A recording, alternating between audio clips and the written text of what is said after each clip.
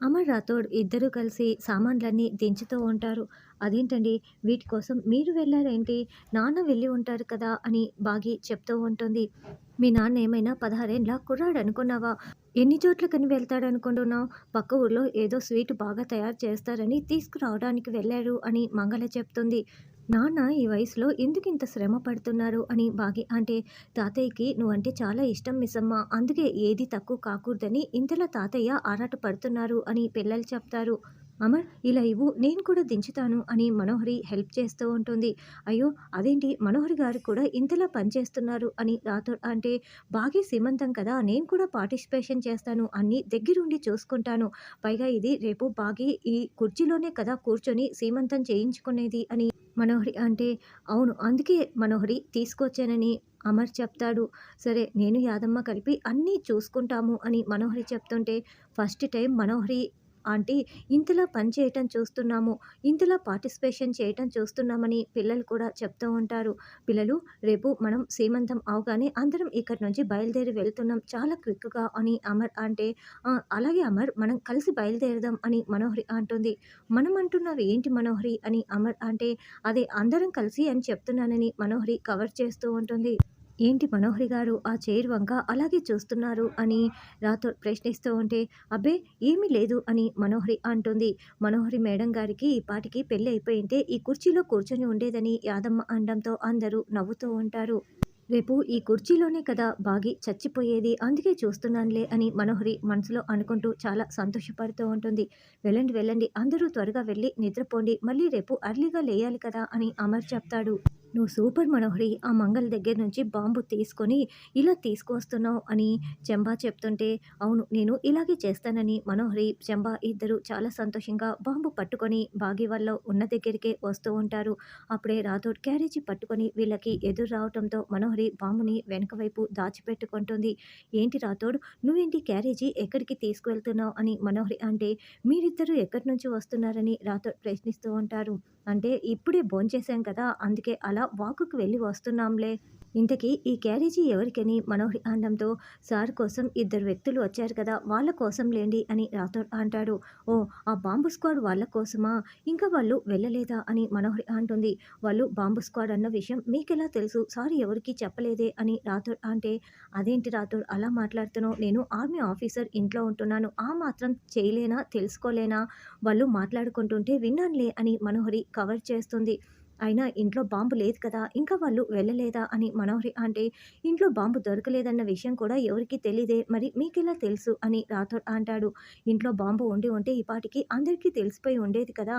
అందుకని నేను అలా మాట్లాడానులే. సరే నువ్వు వాళ్ళ కోసం తీసుకువెళ్తున్నావా? వాళ్ళు ఇప్పుడప్పుడే వెళ్ళరా?" అని మనోహరి అంటే, "ఖచ్చితంగా బాంబుని కనిపెట్టిన తర్వాతే వాళ్ళు వెళ్తారు" అని రాథోడ్ వెళ్తూ ఉంటాడు. "అవును మనోహరి, మనం కుర్చీ కింద బాంబు పెడదాం అన్నావు కదా! మరి కుర్చీ కింద బాంబు ఉన్నట్లు వాళ్ళు చెక్ చేస్తే దొరికిపోతాం కదా!" అని చెంబ అంటే, "అంతా చెక్ చేసినా కూడా కుర్చీ కింద బాంబు ఉంటుందని ఎవరికీ కూడా డౌట్ రాదు. అందుకే నేను కుర్చీ కింద బాంబు పేలేలా పెడుతున్నాను" అని మనోహరి చెప్తుంది. నిద్రపోతున్న మనోహరి అర్ధరాత్రి అయిన తర్వాత చెంబా దగ్గరికి వెళ్ళి చెంబాను తీసుకొని ఆ కుర్చీ దగ్గరికి వస్తుంది. మొక్కల మధ్యలో దాచిపెట్టిన బాంబు ఉన్న బాక్స్‌ని తీసుకొని కుర్చీ కింద అరేంజ్ చేసేస్తుంది. "ఇప్పుడు నేను పెట్టేశాను. రేపు 15 మినిట్స్ ముందర దీనిని ఆన్ చేస్తాను. తర్వాత దూరంగా వెళ్లి రిమోట్‌తో ఈ బాంబుని పేల్చేద్దాము" అని మనోహరి అంటే, "ఎప్పుడు ఆన్ చేస్తావు? ఎలా ఆన్ చేస్తావు?" అని చెంబా అంటుంది. "రేపు బాగిని దీవించటానికి దగ్గరికి వెళ్తాం కదా! అప్పుడు ఎవరు చూడకుండా నేను ఆన్ చేస్తాను. తర్వాత దూరంగా వెళ్లి రిమోట్‌తో పేల్చేద్దాము" అని మనోహరి చెప్తుంది. "సరే నువ్వు అరేంజ్ చేసేసావు కదా! రా లోపలికి వెళ్లి పడుకుందాం" అని చెంబా అంటే, అప్పుడే అమర్ బయటికి వస్తూ ఉండటంతో వీళ్ళిద్దరూ పరుగులు పెట్టి చాటుగా వచ్చి దాక్కొని ఉంటారు. అమర్ ఆ కుర్చీ దగ్గరికొచ్చి చుట్టూ గమనించుకుంటూ డౌట్ వచ్చి చాలా అబ్జర్వ్ చేస్తూ ఉంటాడు. అప్పుడే రాథోడ్ అక్కడికొచ్చి, "సార్ ఏం చేస్తున్నారు సార్ ఈ టైంలో మీరిక్కడ?" అని ప్రశ్నిస్తూ ఉంటే, "ఏదో సౌండ్ వచ్చినట్లు అనిపిస్తే వచ్చి చూస్తున్నాను రాథోడ్" అని అమర్ అంటాడు. ఇక మనోహరి, యాదమ్మ అయితే చాటుగా దాక్కొని చాలా కంగారు పడుతూ ఉంటారు. "సార్ నాకెందుకో మనోహరి మేడం మీద కాస్త డౌట్‌గా ఉంది సార్. నేను బాంబు స్క్వాడ్ వాళ్ళకి లంచ్ ఇవ్వటానికి వెళ్తూ ఉంటే వాళ్ళు వాకింగ్ చేసి ఇంటికి వస్తున్నామని చెప్పారు. ఆ బాంబు విషయంలో నాకు మనోహరి గారి మీద డౌట్‌గా ఉంది" అని రాథోడ్ చెప్తుంటే మనోహరి మరింత టెన్షన్ పడుతూ ఉంటుంది. "లేదు రాథోడ్, మనోహర్‌ని అనుమానిస్తే ఆరుని అనుమానించినట్లే. ఆరు ఫ్రెండ్ మనోహరి కదా! అటువంటివి ఏవి కూడా చేయదు" అని అమర్ చెప్తాడు. ఆ స్నేహం ముసుగులోనే మనోహరి ఇదంతా చేస్తుంది సార్ అని రాథోడ్ మనసులో అనుకుంటూ, సార్ నాకు యాదమ్మ మీద కూడా డౌట్‌గా ఉంది అని చెప్పటంతో, యాదమ్మ గురించి మనం ఆల్రెడీ ఎంక్వైరీ చేశాం కదా! కాబట్టి ఎలాంటి డౌట్‌లు పెట్టుకోకు రాథోడ్. బాగి డెలివరీ కాగానే యాదమ్మని పంపించేద్దాంలే. పద లోపలికి వెళ్దామని అమర్ అంటాడు. మనోహరి చాలా చాలా సంతోషపడుతూ వింటూ ఉంటుంది. ఏంటి మనోహరి, బాగి పిల్లని కన్న తర్వాత నేను వెళ్ళిపోవాలనా? నీతో పాటు ఉండకూడదా? అని చెంబ అడుగుతూ ఉంటే, అయ్యో పిచ్చి చెంబ, బాగి వాళ్ళందరూ చచ్చిపోతారు.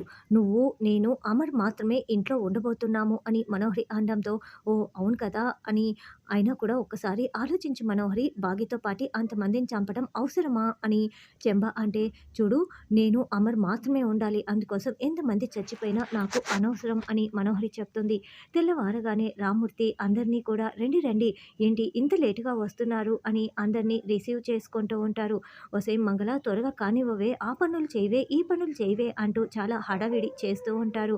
అన్నట్లు నిన్న మీ కూతురు అంతలా వచ్చి పిలిచిన తర్వాత కూడా మేము రాకుండా ఎలా ఉంటాము? ఎంత పద్ధతిగా, ఎంత పొందికగా ఉంది. అసలు ఆ పిలుపులో అర్థం చూసారా, ఎంత బాగా పిలిచిందో అని ఊరి జనాలు రామ్మూర్తికి చెప్తూ ఉంటే, ఏంటి, నిన్ను వచ్చి పిలిచింది అంత బాగా పిలిచిందా అని, ఎవరి గురించి మాట్లాడుతున్నారని రామ్మూర్తి అంటే, "నువ్వు ఎవరమ్మా?" అని అడిగితే రామ్మూర్తికి పెద్ద కూతురు లాంటి దాన్నని చెప్పి మరీ పిలిచింది అని చెప్తూ ఉంటారు. దూరం నుంచి చెంబ, మనోహరి ఇదంతా వింటూ ఉంటారు. అప్పుడే రామ్మూర్తి వీళ్ళ వైపు చూస్తూ, ఓహ్! మనోహరి గురించా వీళ్ళు మాట్లాడుతున్నది. అయినా మనోహరి ఇంత బాగా పిలుపులు పిలవడం ఎప్పుడు నేర్చుకుందబ్బా! నేను నమ్మలేకపోతున్నానే అని రామ్మూర్తి మనసులో అనుకుంటూ, ఓహ్! సరే, సరే, వెళ్ళండి, వెళ్ళండి లోపలికని చెప్తూ ఉంటాడు.